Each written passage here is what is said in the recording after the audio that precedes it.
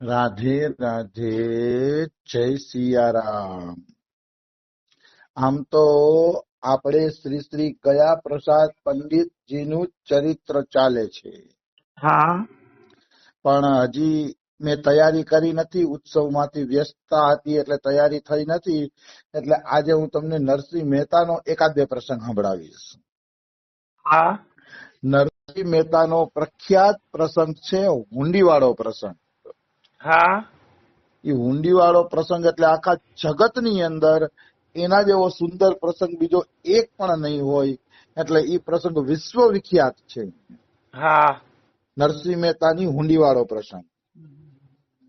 તો એ પ્રસંગની વાત કરું ને તો 5-6 યાત્રીઓ દ્વારકા યાત્રા જવા માટે નીકળાતા હા અને એની પાસે પૂરા 700 રૂપિયા હતા.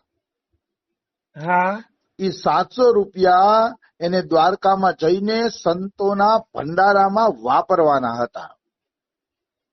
એટલે એ લોકો અંદરો અંદર ચર્ચા કરે છે કે ભાઈ 700 રૂપિયા લઈને દ્વારકા જવું એ જોખમી છે.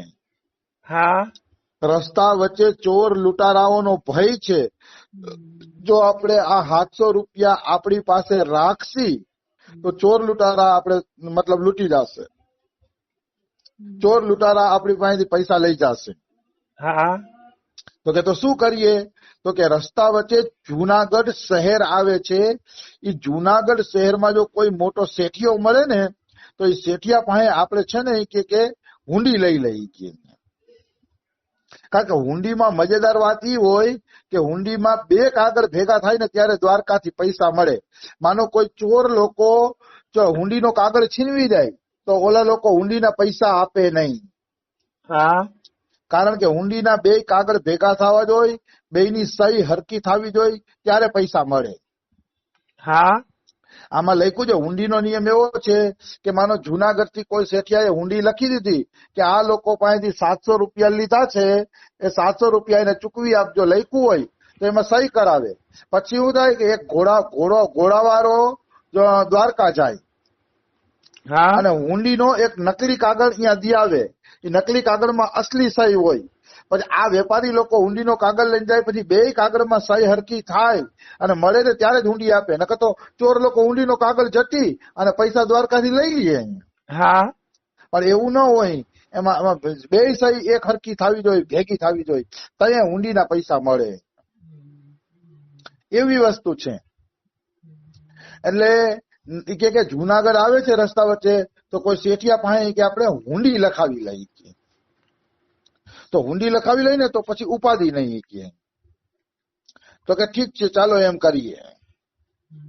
પછી એ આવ્યા જુનાગઢમાં અને કહે છે કે અહીંયા કોઈ શેઠ છે, શેઠ જેની દ્વારકામાં મોટી પેઢી હાલતી હોય અને અમને હુંડી લખી દે એવા કોઈ શેઠ છે? તો જુઓ, ગામના ઉઠલ પાનિયા લોકો હોય ને એને એક જ ધંધો હોય, બીજાને હા હેરાન કરવા. હા ઉઠલ પાનિયા લોકોની નિશાની શું છે? તો કે બીજાને હેરાન કરવામાં જ પડ્યા હોય. હા જે લોકો બીજાને હેરાન કરે છે, કારણ વગર બીજાને નુકસાન પહોંચાડે છે, એ વ્યક્તિ ભવસાગર તરવો તો દૂરની વાત છે, અનંત જન્મ સુધી નરકોમાં જાય છે. બિલકુલ. એટલે કારણ વગર કોઈને હેરાન ન કરવા, કોઈ દી કોઈ હારે ખોટી મજાક મસ્કરી ન કરવી, આ સંતોએ ધ્યાન રાખવું જોઈએ. હા આવી વસ્તુ છે. તો ઓલા પૂછ્યું ગામના પાદરમાં જઈને કે અહીંયા કોઈ શેઠિયો છે જે હુંડી લખી દે? તો ઓલા મજાકિયા લોકોએ કહી દીધું, હા હા, નરસિંહ મહેતા મોટા શેઠ છે, એ કે એના ઘરે હાઈલા જાવ તમે એ કે. તો વેપારી કે અચ્છા એ હુંડી લખી દેશે? તો કે જો પેલે તો ના પાડશે એ કે. ઓલા લોકો કહે છે પેલે તો એ ના પાડશે, પણ એની પાછળ પડી જશો ને તો એ હુંડી લખી દેશે, બહુ મોટા શેઠ છે એ કે. હા તો કે ઠીક છે. પછી 5 વેપારીઓ પૂછતા પૂછતા નરસિંહ મહેતાના ઘરે ગયા. અહીંયા જઈને જોયું તો એક સાદી ધોતીમાં નરસિંહ મહેતા ગિરધર ગોપાલ સામે કીર્તન કરતા હતા. વાહ. હાવ સાદા વસ્ત્રોમાં. ઓલા લોકોને એમ થયું કે આ હુંડી લખી દેશે એમ નહીં કે આને તો કપડા પહેરવાના ઠેકાણા નથી કે. હા આને તો ઘરના ઠેકાણા નથી અને આ વ્યક્તિ અમને હુંડી લખી દેશે. તો બધાને એમ થયું કે આ લખી દેશે કે નહીં. પછી પૂછ્યું હુંડી લખી દેશો? એટલે નરસિંહ મહેતા સમજી ગયા કે આને કોઈ બહેકાવીને મારા ઘરે મોકલી દીધા છે. હા મારી પાસે ક્યાં એવું છે તે હું ઊંડી લખી દઉં. નરસિંહ મહેતા કે ભાઈ તમને કોઈ બહેકાવી દીધા છે? હું કોઈ મોટો શેઠિયો નથી. તો કે ના ના, ગામવાળા કહેતા હતા કે તમે પેલા ના જ પાડશો કે તમે જ મોટા શેઠ છો કે તમે ગમે એમ કરીને અમને છે ને ઊંડી લખી દો કે ગમે એમ કરો પણ અમને ઊંડી લખી દો. હા નરસિંહ મહેતા કેટલી ના પાડી હો, બહુ ના પાડી, ઘણી બધી ના પાડી નરસિંહ મહેતાએ. પણ ઓલા માયના નહીં ને, તો નરસિંહ મહેતાએ નક્કી કર્યું કે આમાં કઈક પ્રભુની ઈચ્છા જ છે. હા પ્રભુની ઈચ્છા જ છે તો જ આ હુંડીવાળા મારા ઘરે આવ્યા હોય. એટલે એને નગદ 700 રૂપિયા લઈ લીધા અને 700 રૂપિયાની હુંડી લખી દીધી. નરસિંહ મહેતા આમે સંત સેવા માટે પૈસા ઘટતા હતા, સમજાણું? એટલે એને નક્કી કર્યું કે હવે સંત સેવા માટે આવ્યા જ છે તો લઈ જ લઉં.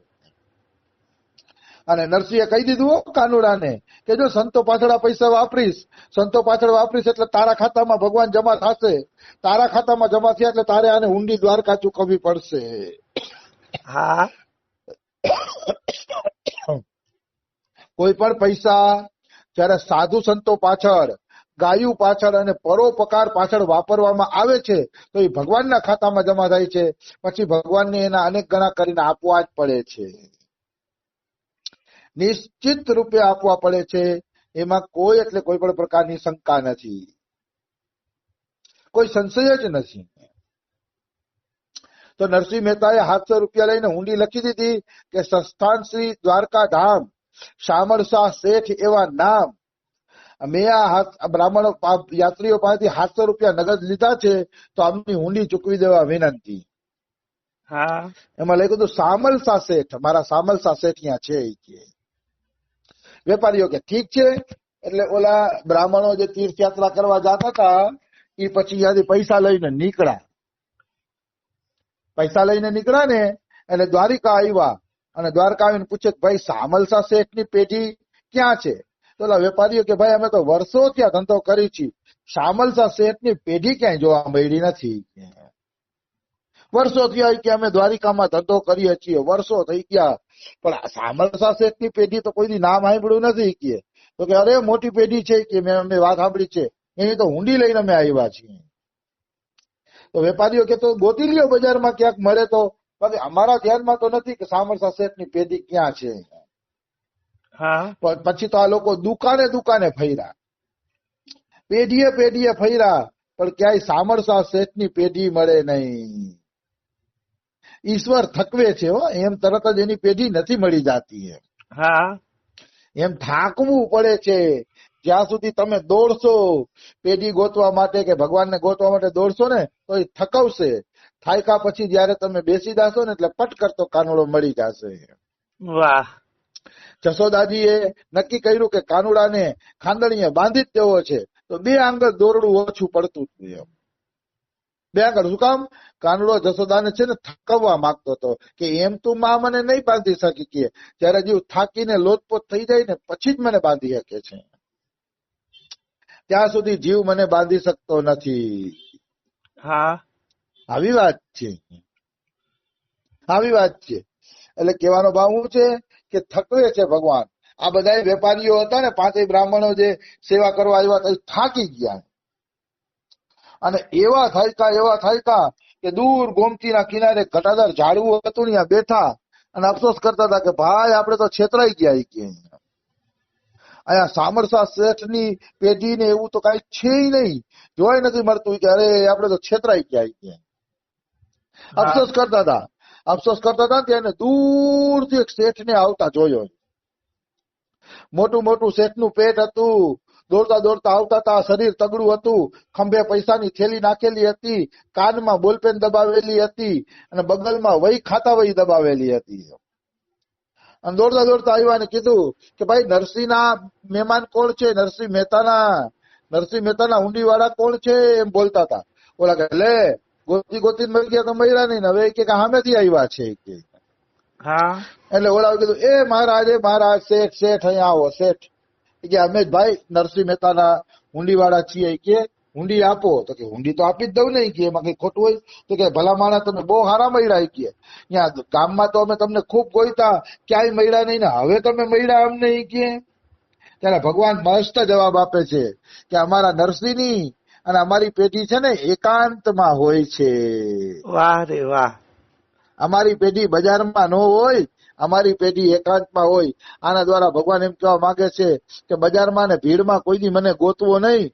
બજારમાં ને ભીડમાં હું કોઈને મળતો નથી. હા હું તો એકાંતમાં જે મારા માટે રડે છે, એકાંતમાં જે મારા માટે તડપે છે, એવા ભક્તોને મળું છું. એકાંતિક ભક્તોને મળું છું, બીજા કોઈને મળતો નથી. હા ભગવાન બહુ સારો જવાબ આપે છે અને સાચી વાત કહે છે કે જે એકાંતિક ભક્તો છે ને એ જ જાણે છે કે ભગવાનને કઈ રીતે મેળવવો જોઈએ. બાકીના કોઈ લોકો જાણતા નથી. પછી તો એ લઈ ગયા છે કે હાલો હાલો તમે કે નાસ્તા પાણી કરો, ઘરે આવીને નાવો ધોવો, ત્યાં તમને ઊંડી આપવામાં આવશે કે. તો કે ના ના આપી દો ને. તો કે ના ના એમ થોડું હાલે, તમે નરસિંહ મહેતાના મહેમાન છો કે. હા ચાલો ચાલો સ્નાન કરી લ્યો, ભોજન કરી લ્યો, પછી ઊંડી આપીએ. તો ગયા પેઢીએ ગયા ને તો એમાં લખ્યું હતું કે 100-150 મુનિમજી તો પૈસા ગણવા વાળા હતા. હા પૈસાના ઢગલા ને ઢગલા પડ્યા હતા ને 100-150 જણા તો પૈસા ગણતા હતા, હિસાબ કિતાબ રાખતા હતા. ત્યારે ઓલા લોકો કે ઓહો આની પેઢી તો બહુ મોટી, 150 જણા તો ધન ગણવા વાળા છે કે. હા ઓહો અનેકો મુનિમજી ધન ગણતા હોય છે ને એવડી મોટી પેઢી જોઈ ત્યારે એમ થયું કે ઓહો અહીંયા પૈસો કોઈ દી ખોટો ન થાય, અહીંયા તો ઢગલા ઢગલા રૂપિયા છે કે. અહીંયા પૈસો કોઈ દી ખોટો થશે નહીં. પછી ત્યાં નાયા ધોયા, ભોજન પ્રસાદી લીધી અને પછી ભગવાને 700 રૂપિયા ગણી દીધા. હા રોકડા 700 ગણી દીધા. અને પછી ભગવાને કીધું કે જુનાગઢ પાછા જાશો? તો કે હા અમે જુનાગઢ થઈને જ અમારા વતનમાં પાછા જવાના છીએ.